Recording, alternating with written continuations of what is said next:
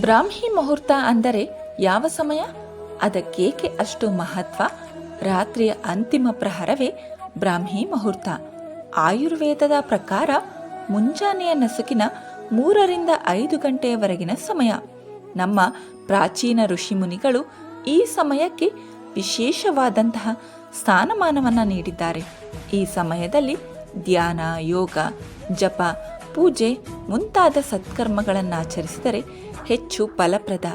ಪ್ರತಿನಿತ್ಯ ಬ್ರಹ್ಮ ಮುಹೂರ್ತದಲ್ಲಿ ಎದ್ದೇಳುವುದರಿಂದ ಶರೀರದ ಸೌಂದರ್ಯ, ಬಲ, ವಿದ್ಯೆ, ಬುದ್ಧಿ ಹಾಗೂ ಆರೋಗ್ಯಗಳು ವೃದ್ಧಿಸುತ್ತವೆ.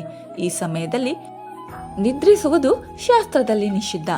ವೈಜ್ಞಾನಿಕ ದೃಷ್ಟಿಯಿಂದಲೂ ಬ್ರಹ್ಮ ಮುಹೂರ್ತಕ್ಕೆ ವಿಶೇಷವಾದ ಮಹತ್ವವಿದೆ. ಈ ಸಮಯದಲ್ಲಿ ವಾಯುಮಂಡಲ ಮಾಲಿನ್ಯದಿಂದ ವಿಮುಕ್ತವಾಗಿರುತ್ತದೆ. ಆಮ್ಲಜನಕದ ಪ್ರಮಾಣ 41% ಇದರಿಂದ ನಮ್ಮ ಶ್ವಾಸಕೋಶಗಳು ಶುದ್ಧಿಯಾಗುತ್ತದೆ. ಶುದ್ಧ ವಾಯುವಿನಿಂದ ಮನಸ್ಸು ಹಾಗೂ ಬುದ್ಧಿ ಆರೋಗ್ಯವಾಗಿರುತ್ತವೆ. ಯಾರು ಬ್ರಹ್ಮ ಮುಹೂರ್ತದಲ್ಲಿದ್ದು ನಡೆಯುತ್ತಾರೋ ಅವರ ಶರೀರದಲ್ಲಿ ಸಂಜೀವಿನಿ ಶಕ್ತಿಯ ಸಂಚಾರವಾಗುತ್ತದೆ ಎಂದು ಆಯುರ್ವೇದ ತಿಳಿಸುತ್ತದೆ. ಈ ಸಮಯದಲ್ಲಿ ಬೀಸುವ ಗಾಳಿಗೆ ಅಮೃತದಂತಹ ಶಕ್ತಿ ಇರುತ್ತದೆ.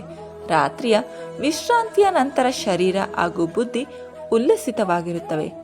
ಬ್ರಾಹ್ಮಿ ಮುಹೂರ್ತದಲ್ಲಿ ಅಧ್ಯಯನ ಮಾಡಿದರೆ ಸುಲಭವಾಗಿ ಮನವರಿಕೆಯಾಗುತ್ತದೆ. ಅಧ್ಯಯನ ಮಾಡಲು ಬ್ರಾಹ್ಮ ಮುಹೂರ್ತವೇ ಪ್ರಶಸ್ತ. ಪ್ರಮುಖ ಮಂದಿರಗಳ ಮುಖ್ಯ ದ್ವಾರ ತೆರೆಯುವುದು ಬ್ರಹ್ಮ ಮುಹೂರ್ತದ ಸಮಯದಲ್ಲಿ. ದೇವರ ಶೃಂಗಾರ ಹಾಗೂ ಪೂಜೆಗಳನ್ನು ಬ್ರಹ್ಮ ಮುಹೂರ್ತದಲ್ಲಿ ನಡೆಸಲಾಗುತ್ತದೆ. ಬ್ರಹ್ಮ ಮುಹೂರ್ತದಲ್ಲಿ ಭಗವಂತನ ಪೂಜೆ, ಧ್ಯಾನ ಹಾಗೂ ಪವಿತ್ರ ಕಾರ್ಯಗಳನ್ನು ಮಾಡುವುದರಿಂದ ಆತ್ಮಶಕ್ತಿ ಪ್ರಾಪ್ತವಾಗುತ್ತದೆ. ಮನುಷ್ಯನ ಜ್ಞಾನ, ವಿವೇಕ, ಶಾಂತಿ, ಸುಖ ಮುಂತಾದ ಸದ್ಗುಣಗಳ ವೃದ್ಧಿಯಾಗುತ್ತದೆ. ಭಗವಂತನ ಸ್ಮರಣೆಯ ನಂತರ ಮೊಸರು, ತುಪ್ಪ, ಕನ್ನಡಿ, ಬಿಲ್ವಪತ್ರೆ, ಹೂವಿನ ಮಾಲೆ ಮುಂತಾದ ಪವಿತ್ರ ವಸ್ತುಗಳನ್ನು ನೋಡುವುದರಿಂದ ದಿನ ಶುಭವಾಗಿರುತ್ತದೆ. ಸೀತೆಯನ್ನು ಹುಡುಕುತ್ತಾ ಸಾಗಿದ ಆಂಜನೇಯ ಬ್ರಹ್ಮ ಮುಹೂರ್ತದಂದೇ ಅಶೋಕವನ ತಲುಪಿದ್ದ.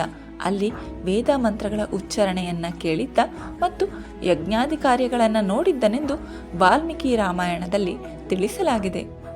ರಾತ್ರಿಯ ವಿಶ್ರಾಂತಿಯ ನಂತರ ಮನಸ್ಸು ಶಾಂತ ಹಾಗೂ ಸ್ಥಿರವಾಗಿರುತ್ತದೆ. ವಾತಾವರಣದಲ್ಲಿ ಶುದ್ಧತೆಯು ಹೆಚ್ಚಿರುತ್ತದೆ. ಆಗ ದೇವರ ಉಪಾಸನೆ, ಧ್ಯಾನ, ಯೋಗ, ಪೂಜೆಗಳನ್ನು ಮಾಡುವುದರಿಂದ ಮನಸ್ಸು ಹಾಗೂ ಬುದ್ಧಿ ಆರೋಗ್ಯದಿಂದ ಕೂಡಿರುತ್ತವೆ. ಆಲಸ್ಯವನ್ನು ಬಿಟ್ಟು ಬ್ರಹ್ಮ ಮುಹೂರ್ತದಲ್ಲಿದ್ದು ಪುಣ್ಯಕರ್ಮಗಳನ್ನು ಮಾಡಿದರೆ ಶ್ರೇಯಸ್ಸು ಸಿಗುವುದರಲ್ಲಿ ಯಾವುದೇ ಅನುಮಾನವಿಲ್ಲ. ಲೋಕ ಸಮಸ್ತ ಸುಖಿನೋ ಭವಂತು, ಸಮಸ್ತ ಸನ್ಮಂಗಳಾನೇ ಭವಂತು.